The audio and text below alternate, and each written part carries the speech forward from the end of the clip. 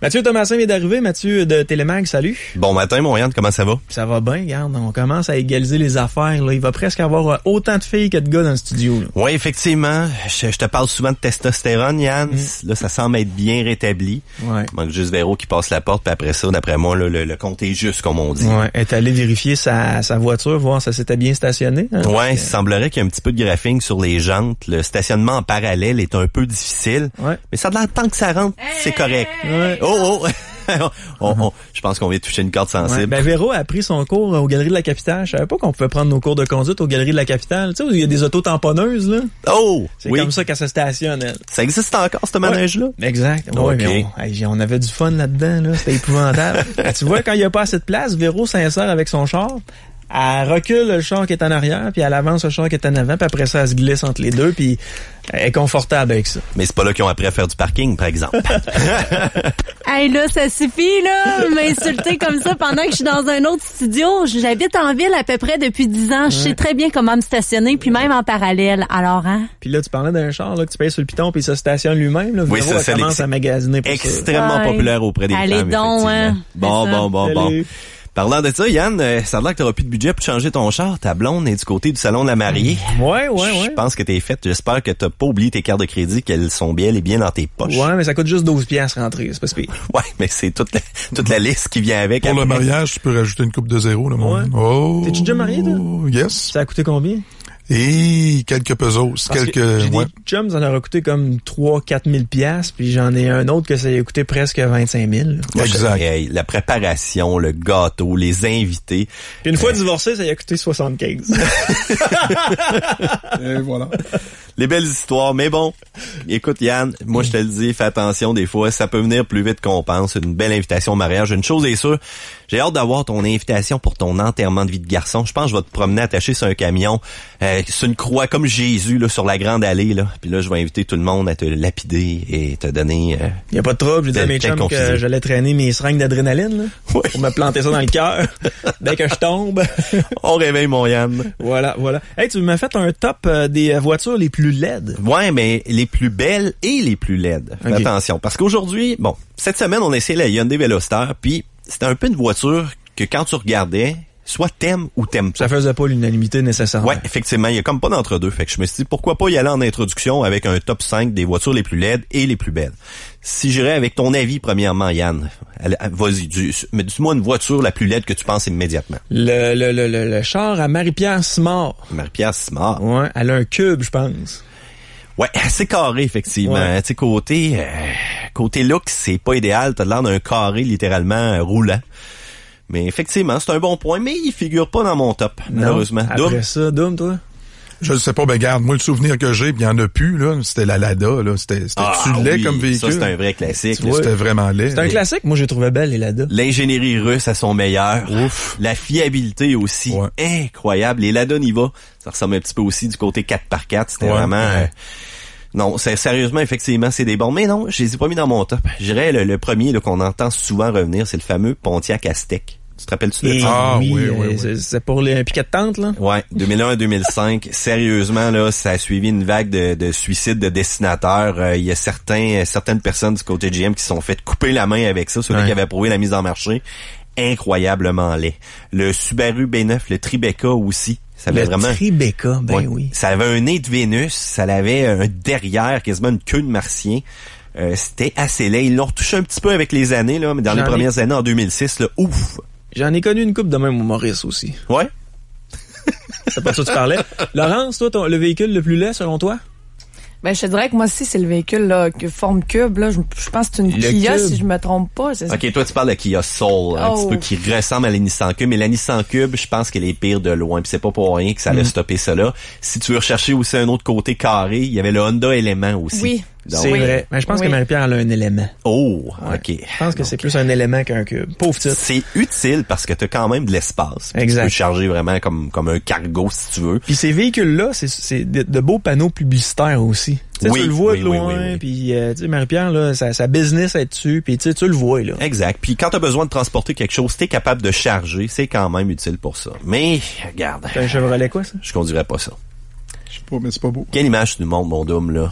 Hey, je le vois pas. C'est OK, t'as remonté vraiment dans les véhicules antiques. OK, toi, tu parles de la mode en Californie de monter les véhicules antiques sur des roues de 26 pouces. Ouais, ben c'est des roues de carrosse. Des roues de carrosse. On dirait que c'est vraiment laid, mon gars. Il est un peu dans son monde, lui. Oui, il est présentement sur Google. Il a dû taper char le plus laid possible. C'est la première image qui est sortie. Je vais avec la 2001, la Chrysler PT Cruiser. PT Cruiser, On avait tenté d'adapter un style classique des années 40. Il y avait une version qui était décapotable. Aussi, on avait fait des versions turbo, c'était n'importe quoi. Ça ressemblait d'un corbillard aussi. Oui, effectivement. Ça avait pas de bon sens. Puis, écoute, il y a des personnes qui ne jouent que par ça et je les comprends pas. C'est pas Clotaire Rapport qui s'est dit l'inventeur du design de la PT Cruiser. Ouais. Et on sait, son énorme succès aussi aujourd'hui en témoigne beaucoup avec ses idées. Hein? Exact. Les plus grandes compagnies font affaire avec lui. Aïe, aïe. Pepsi, Coca-Cola. Oui, et PT Cruiser. Donc, marquez ça sur son CV, c'est très gagnant. L'ADN de la PT Cruiser. Arrête, Yann, je serai plus capable de continuer pour le reste de la chronique.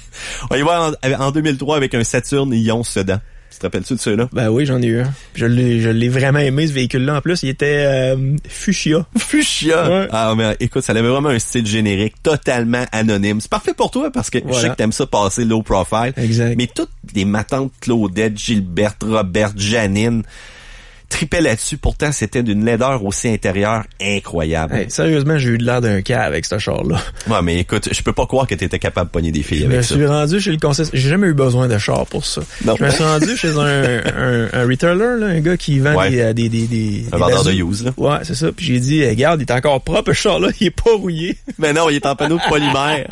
Et les panneaux de polymère, en plus, là, quand il faisait moins 30, là, pis t'étais du genre à accoter un petit peu les bandes de neige de travers, ça éclatait en 1000 morceaux. C'était, je sais pas comment on pense à ça. Mais quand j'ai dit ça au vendeur, regarde, tu le vois, il est encore propre, il est pas rouillé. Il dit, j'espère, c'est des panneaux de polymère. Le petit dernier que je vous ai sorti dans mon top 5, j'étais là un petit peu en mode camion, le Suzuki X90. 96. Tu te rappelles-tu de ça? C'était comme un petit Jeep mini, là? Ouais, c'était un truck de Barbie. 4x4, 2 places, avec encore une fois, il y avait du rouge, mais t'avais des bancs mauves, un mélange de fuchsia, très peu hétéro, très inutile aussi comme camion. J'en ai eu un en Beauce, mais avec des grosses roues. Ouais, mais là, effectivement, les gens qui recherchent des 4x4 à mettre dans le bois pour entourer autour des arbres se dirigent un petit peu vers ce véhicule-là parce qu'en même temps, il y a un petit côté avantageux. Premièrement, il y a un transfer case, donc t'as un low et t'as un high que tu peux vraiment découpler la vitesse pour aller très lentement quand tu sors en partie hors sentier. Et l'autre partie, c'est que c'est très petit, donc quand t'arrives pour contourner des arbres, passer des rochers ou quoi que ce soit, c'est super maniable. Et en plus, vu que c'est tellement laid, ça coûte pas une scène. Donc, c'est intéressant pour ceux-là qui veulent se promener dans le bois et pas être vu de personne. On y va avec le top 5 des chars les plus hot, le Porsche 959, un icône des années 80, le fameux jeu vidéo Test Drive 3. Je sais pas si ça vous rappelle des souvenirs, les gars. Écoute, c'était toute une bagnole très performante, une révolution avec son système all-wheel drive. Doom, ça voulait un petit peu plus te chercher avec l'image que tu me montrais tantôt. En 1970, un Dodge Challenger RT. Donc, dans le film Vanishing Point aussi, on avait une belle scène d'action. C'est un classique qui vaut aujourd'hui une fortune incroyable. Yann, ça doit être ton style, par exemple. Tu te rappelles-tu quand ta mère t'amenait au marché aux puces, t'avais toujours un beau cadre avec des petites lumières LED dedans à l'intérieur que tout le monde voulait. Puis c'était l'image de la Lamborghini Contact, la LP400. Tout le monde avait ça dans sa chambre. Non, moi, quand j'allais au marché aux puces avec ma mère, puis on regardait les cadres, là, j'étais un peu plus vieux que toi, là, c'était, Doom, toi, t'as connu ça? Tu sais, les madames, là, c'était comme de la laine, là, ils faisaient des... du clapet. Du clapet. Ouais, du clapet. En laine, j'avais fait un beau tapis à ma sœur à Noël. Écoute bien, ma sœur, elle ouvre ça. Elle dit, c'est quoi ça? Ben, c'est un tapis au clapet, en laine. Tu veux que je fasse avec ça? Ah, je broyais, là, vous savez que j'ai aucune idée de ce que vous parlez, hein? Non, mais c'est comme un... C'est un genre d'outil de même, là. Ouais. Bon, tu piquais dans un petit carré, hein? Il y avait plein de petits carrés. Exact. T'avais un petit bout de laine, ça, de long. Puis tu rentrais ça, puis tu tirais, puis là, oups. T'as connu ça, toi, Laurence? J'ai fait un tapis aussi au Oh, OK. Oh, mon Dieu. Regarde, c'est encore en mode au Saguenay. Ouais, c'est ça, je l'ai pour dire. Laurence, tu t'aideras pas avec celle-là. Ben, je l'ai fait v'là un bon bout. On va s'entendre. Peut-être pas l'année passée. Tu tricotes-tu aussi des belles petites pantoufles en Femtex? Je tricote. Ouais. Oh my God, ma tante Laurence. Laurence, quand t'es dans un bar au Saguenay, elle boit de la grosse. Elle tricote. De préférence tablette, puis elle tricote le clapet. Franchement. C'est pour ça que quand j'entre dans ce genre de bar-là, tout le monde arrête de parler, tout le monde me regarde croche, puis là, je suis là, bon, est-ce que je recule, j'avance, ou je vais voir la fille qui tricote au coin de la 8. Mais sans ta chemise rose, tu passerais inaperçu, là. Premièrement, j'ai jamais de chemise rose. Yann, essaye pas de donner une mauvaise image de moi là-dessus. Les deux dernières voitures, la Honda 790, la 300 ZX Twin Turbo, ça n'avait pas de fafla, ça n'avait pas de trappe, pas de gros scoop pour accueillir l'air, rien d'apparent qui témoignait de la puissance de ce véhicule-là. Même les lumières avant-arrière, ça se fondait dans sa beauté. Sérieux, c'était toute une voiture. J'y vais en dernier point avec une voiture assez récente pour vous démontrer qu'on n'est pas obligé d'avoir une vieille voiture ultra sportive pour avoir quelque chose de beau. En 2013, la Ford Fusion. Littéralement un look un petit peu Aston Martin. Le devant, c'est une image, ça donne une image de prestige. Ça se démarque aussi du marché dans les intermédiaires. Sérieusement, c'est très très beau au coup de dessin là-dessus. Et quand vous avez une Ford Fusion, ben vous avez l'air d'avoir un petit peu d'argent dans votre portefeuille. Même si toi, Yann, t'as pas besoin de ça pour cruiser, ça a l'air que ça marche bien. Le charme. Il est là le secret. Je sais, mais écoute, quand t'as une belle voiture, t'as du charme, t'as un beau parler en plus. Ouais. Ça va super bien. Mais faut que tu sois riche, toi. Tu vas tout le temps avec des chars empruntés. Ouais, je sais, ça paraît pas trop. Parlant de chars empruntés, on y va avec l'essai de la semaine, la Hyundai Veloster. Veloster, ouais. Oui, Veloster. T'as-tu regardé un peu le look de cette voiture-là, mon Yann? Je la trouve belle. T'as trouvé belle? Ouais. Bon, mais c'est bon, ça. Effectivement, ça fait pas l'unanimité. On a un petit peu parlé. Faut dire que c'est un coupé 3 portes. Donc, pas 2 portes, 3 portes. Donc, les gars, il y a une porte du côté passager en surplus. Donc, autrement... OK, c'était la troisième porte, là, c'était pas l'hatchback. Non, ben effectivement, ben écoute, si tu veux qu'on y aille plutôt avec un coupé... C'est pas le coffre à gants non plus, Yann. Non, effectivement, c'est pas un coupé 3 portes, alors c'est un coupé 4 portes si tu veux inclure le hatchback. Donc, il y a une porte vraiment du côté passager. C'est un peu particulier. Donc, le côté utile est un peu contestable, mais ça se démarque. Cependant, faites attention là, à votre tête vraiment pour entrer à l'intérieur. Là. C'est parfait pour, mettons, mettre l'épicerie, les gamins, là, pour le parking, un peu pour Véro. Ben là, on va peut-être oublier ça. Là. Faut se contorsionner là, pour rentrer à l'arrière. C'est quand même assez bien camouflé aussi du côté des piliers. Ça a une allure qui est assez unique. Comme je te mentionnais, toi, Yann, t'aimes, tant mieux. Il y en a qui me disaient, je suis pas sûr. Mais regarde, tu regardes un peu l'avant du véhicule, ça a un beau capot stylisé, 2 petites trappes. Mais la troisième porte, là, es-tu du côté du passager ou du côté du passager, puis c'est pas une porte suicide, donc c'est pas une porte à ouverture inversée. C'est vraiment une porte standard. Quand tu regardes la porte du côté conducteur, elle est vraiment plus longue. Donc, écoute, tu sors tout simplement. Et du côté passager, tu as vraiment 2 petites portes qui sont beaucoup plus petites là, en ouverture. Ça devient mélangeant cependant quand t'es pas habitué, surtout pour le conducteur. Des fois, tu penses que tu as une porte en arrière, tu viens pour aller chercher ton sac de gym. Oups, bon, faut que je passe de l'autre côté. Parce que moi-même, faire des contorsions en arrière pour aller chercher ça, pour aller chercher mon sac, le ramener en avant, je ne prêt pas non plus. Fait que je me sers un petit peu de la porte, c'est juste qu'il faut que je me déplace de l'autre côté du véhicule. Faire des contorsions avant d'aller au gym, hein? Non, hein? Non, pourquoi faire des étirements quand on peut faire des grognements au gym? On va faire des poids. Et voilà, avec ma camisole, bien sûr. Et mon chest bras. Et aller me montrer les pipes. T'as vraiment une image de moi très particulière, ben sérieusement. J'essaie de te former l'image. OK, c'est bon. Hey, combien d'HP? Ça a quand même 200 forces, cette petite motorisation-là. Si on y va avec la motorisation de base, 138 forces et 123 livres de coupe, faites attention, ça va s'essouffler. Et si on y va avec la partie automatique, 132 forces et 120 livres. Donc, probablement qu'on a ajusté l'électronique, donc on évite. Le moteur turbo, lui, va chercher 46% plus de puissance avec cette modification-là. Puis le couple de 195 livres, on parle entre la plage de puissance entre 1750 tours et 4500 tours minute. Pour avoir une puissance de 18 PSI, là aussi, qui est envoyée en pression. C'est des accélérations qui sont correctes, ok? C'est pas le meilleur de sa catégorie. On parle de 0-100 en 7.9 secondes. C'est particulier. La transmission 6 vitesses, on avait une manuel de mon côté, fait un très bon travail. Sérieusement, c'est précis, c'est quand même direct. Et il y a une sonorité aussi du moteur lorsque tu roules avec ce petit coupé sport-là qui la rend intéressante. Mais là, au risque d'en décevoir certains, c'est pas la sonorité de la ligne d'échappement que tu ressens à l'intérieur de l'habitacle. Parce que Hyundai a conçu un système qui redirige le son du moteur au travers des haut-parleurs. Donc, ton expérience de conduite est comme enrichie parce que tu as l'impression d'entendre un peu plus de vrombissement. Puis sérieux, je me suis posé la question, on roulait, puis je disais, voyons, on me semble le char a l'air de sonner beaucoup plus à l'intérieur qu'à l'extérieur. Donc... C'est voulu. Oui, c'est voulu. Tu baisses la vitre, t'es aucunement une nuisance, mais quand t'es à l'intérieur du véhicule, t'entends vraiment ce vrombissement-là. Puis sérieusement, ça a été apprécié de tout le monde. Parce que j'ai embarqué même des gars qui ont des allemandes beaucoup plus sportives avec moi, puis ils ont dit tabarouette, ça révolutionne ce petit moteur-là, un beau petit son, puis donc voir sur l'accélération. Puis vraiment jusqu'à 5000 tours, sérieusement, ça sonne très très bien. Ben c'est particulier que le son sorte par les haut-parleurs. Ça s'est joué un peu avec la base. Ben effectivement, ça joue sur les fréquences, mais là faut faire attention, c'est pas omniprésent là, c'est pas quelque chose qui va être agaçant à l'oreille, c'est juste pour agrémenter l'expérience de conduite. Et attention là, je vais en fâcher quelques-uns, on voit beaucoup ça aussi dans les voitures très sportives. Donc les Porsche ont ce système-là depuis plusieurs années. C'est vrai? Même lorsque tu appuies sur le bouton sport ou encore le bouton track ou peu importe, oui, on va ressentir une note d'échappement qui vient d'ouvrir, l'entrée d'admission d'air qui s'ouvre pour laisser plus d'air rentrer, augmenter la force, mais aussi ce système-là audio qui va justement décupler un petit peu la puissance pour donner encore une fois une expérience de conduite. Donc, ça, là-dessus, je donne un petit chapeau là, du côté de Hyundai, c'est quand même très, très bien. Côté intérieur, il y en passant, qualité, assemblage des matériaux, très bien, la finition, facilité des commandes. Quand on parle de Hyundai, les commandes sont intuitives, sont faciles, puis t'as un très bel intérieur. Sérieusement, là-dessus, ils se sont améliorés de A à Z. En conduite urbaine, on a un petit rayon de braquage, c'est efficace, c'est une petite auto qui est maniable. Cependant, sur les routes un peu chaotiques, ça va être particulier, ça va être sautillant. Tu sais, c'est pas une voiture ultra sportive. Tu sais, ça donne un look jeune, ça donne un look quand même assez... c'est quand tu veux te démarquer, dans le fond, que tu prends un véhicule comme ça. Les pneus, on est en 215/40/18, donc c'est quand même assez gros. C'est de qualité normale. Ça décroche rapidement si on pousse trop un petit peu la machine, justement. En hiver, vous allez être quand même assez chanceux. Vous allez pouvoir réduire en 205/55/16. C'est parfait, c'est la grandeur populaire, ça a un bon prix.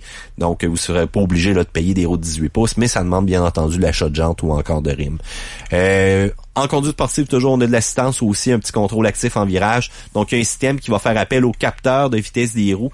Puis grâce à certains algorithmes et certains calculs, lorsqu'on appuie sur l'accélérateur, le freinage actif va faire en sorte de ramener la puissance vers la roue, justement, qu'il y en a, vers la roue extérieure, donc qui va être sous charge. Ça va réduire ainsi le patinage pour une adhérence supérieure. Puis ça va être une meilleure aussi traction en sortie de virage. Cependant, si vous mettez le contrôle de la traction à off, vous allez voir que là, ça va se mettre à être le festival du patinage et on recommande ça uniquement lorsqu'on est dans des situations hivernales de fermer ce système-là.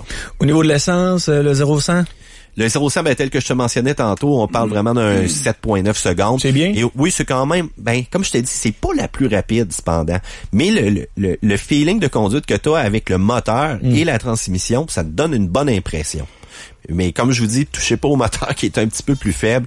Malheureusement, vous allez le trouver un petit peu anémique, à moins que ce soit uniquement le look que vous recherchez. Ouais. Là, ça pourra être avantageux. Consommation, on parle entre un 7 litres et un 9.7 litres. Le 9.7 litres, bien entendu, étant réalisé en zone urbaine. C'est très réaliste. Cependant, quand on a un moteur qui est turbo-compressé, quand on a une puissance disponible sous la pédale de l'accélérateur, on a tendance à peser un petit peu plus. On a tendance à aimer les accélérations un petit peu plus vives. Et à partir de là, c'est là que ça se garde du côté de la consommation. On peut tomber dans le 10 litres, parfois même le 11 litres au 100. Mais là, c'est vraiment lorsque je suis allé vraiment m'amuser pour dire, bon, on va voir vraiment les performances de A à Z, puis je le lâcherai pas. Là, c'est sûr que la consommation augmente. Mais quelqu'un qui va avoir ce véhicule-là va être capable de réaliser un 8, 9.7. Donc, sans problématique. N'oubliez pas toujours de faire attention à votre grade d'essence quand vous avez une motorisation qui est turbo-compressée. Combien vaut le Veloster 2015? Bon, le prix de base est très intéressant, surtout en manuel. On parle de 18 299 $. Puis ça vient avec une tonne d'équipement de base. On parle de MP3, écran tactile, commande au volant, jantes 17 pouces. Puis Hyundai, ils l'ont là-dessus. Quand t'achètes un véhicule de base, là, tout équipé, puis t'as pas besoin de rajouter l'air climatisé ou quoi que ce soit, c'est très très bien. C'est ça, si vous allez en automatique, là, on parle de 19 600 $. Ça, je trouve ça correct, mais la motorisation peu puissante, donc t'as de l'air d'avoir un char sport, mais t'as un moteur de base, ça m'accroche un petit peu. Donc, faut aller soit vers la version turbo compressée, là, à partir de là, c'est 26 749 $. Donc, un petit peu plus cher, et si vous le prenez automatique, 28 049 $. La seule option qui va vous rester rendue là, c'est si vous le voulez Grima. Puis ça, vous rajoutez 1 000 $ de plus. Une très belle peinture. Moi, j'avais l'orange brûlé, là, qui était quand même très, très bien pour cette semaine, qui permet de se démarquer. C'est des couleurs funky. On a même un jaune tournesol dans le modèle de base qui est disponible. Parfaitement ta couleur, mon Yann. Sérieusement, là, je te verrais avec ça. Mais qui est-ce qui achète un véhicule jaune tournesol ou un véhicule orange brûlé? Quelqu'un qui aime se démarquer, Yann. Ouais, Quelqu'un qui aime être différent de la masse.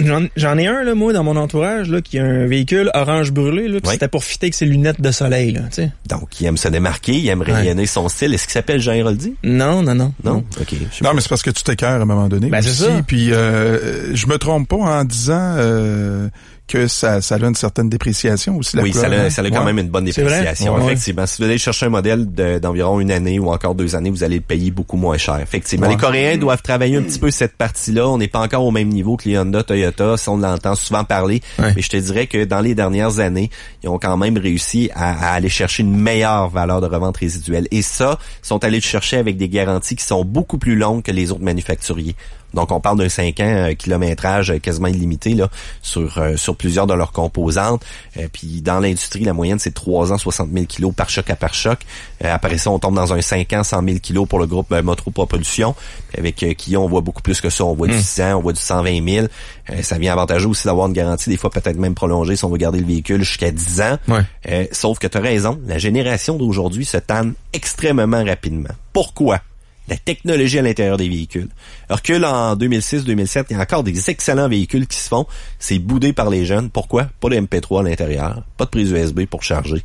Oui, il faut que tu aies des adapteurs ou tu as un paquet de trucs, mais on dirait que les jeunes veulent rien savoir de ça. Ils veulent de la connectivité, ils veulent que ça réagisse rapidement, ils veulent des écrans tactiles, ils veulent que ça l'interface avec leur iPod, leur console même de jeux vidéo. En passant, tu as une prise électrique dans le Hyundai Veloster. Vraiment, là, une prise électrique, un 115 standard sur lequel tu peux brancher une console ou encore un iPad ou vraiment aller faire la recharge d'un équipement assez rapidement. Parce que ça aussi, lorsque tu branches ton iPhone, des fois, dans certains ports anciens, tu sais, les ports USB, il n'y en a pas de recharge. Donc, il permet juste le lien entre ta musique puis entre ton interface électronique. Donc, pas de recharge, ça sert à quoi? Les jeunes veulent ça. Un iPhone aujourd'hui, la recharge dure à peine une journée. Et l'évolution technologique, le goût, le look, le goût d'être tendance, c'est très, très recherché. De toute façon, la note sur 10 de Matt Thomasin? Ben, je vois quand même, moi, ça vient un peu moins me chercher un coupé comme ça. C'est moins utile pour moi. Tu le sais, je suis un gars de 4x4, je suis un gars de gros véhicule, j'ai besoin de tracter. Mais si je me mets d'un côté jeune, d'un côté d'une personne qui est vraiment du côté du secondaire, voire même du côté du cégep, je vais avec quand même un 8. Un 8 sur 10? Oui, je vais avec un 8. Le Hyundai Veloster, là, c'est pas le coupé le plus performant ou amusant à conduire sur la route. Cependant, il y a un prix de base qui est alléchant, une bonne garantie, un look funky. En plus, Yann, tu l'aimes. C'est une bonne alternative à ceux qui sont tannés du conventionnel, alors que tu sois un hipster, un geek, un jeune de cœur, même les IMO, vous allez y trouver votre compte sans doute. Matt Thomasin de Télémag, merci beaucoup. Merci à toi, Yann. Si on veut communiquer avec toi, c'est mthomasin@hotmail.com. Retrouvez-moi sur Facebook, vous pouvez m'écrire ou encore écrire au live directement si vous avez des questions. Vous allez me forwarder tout ça. On revient. Le show du matin. Week-end. Radio X.